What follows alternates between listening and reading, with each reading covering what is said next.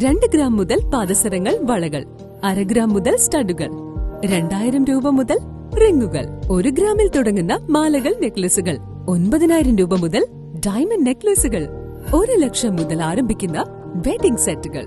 കൂടാതെ നിങ്ങളുടെ പഴയ സ്വർണത്തിന് ഏറ്റവും ഉയർന്ന മൂല്യവും. Maharaja gold and diamonds, toll junction, Edappally, Palluruthy, Tripunithura, Kalady, Eramalloor, Aroor Palli, Thuravoor, Thrissur.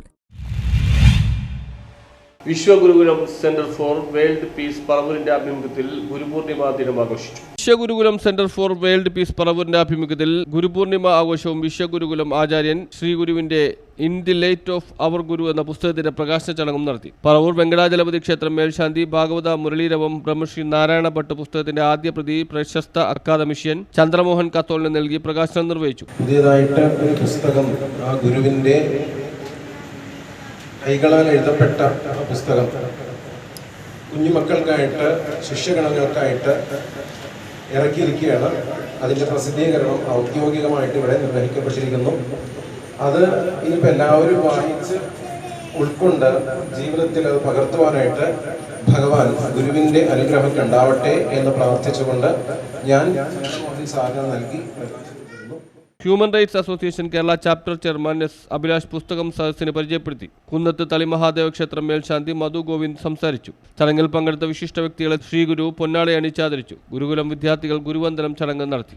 നമ്മൾ വലുതാകുമ്പോൾ അച്ഛനമ്മയുടെ ഇഷ്ടങ്ങളായിരിക്കില്ല ചിലപ്പോൾ ഒരു മകനോ ഉള്ളിട്ടുള്ളത്. അപ്പൊ ചിലപ്പോൾ നമ്മളത് ഡൈവേർട്ട് ചെയ്യാം. മനസ്സിലായോ?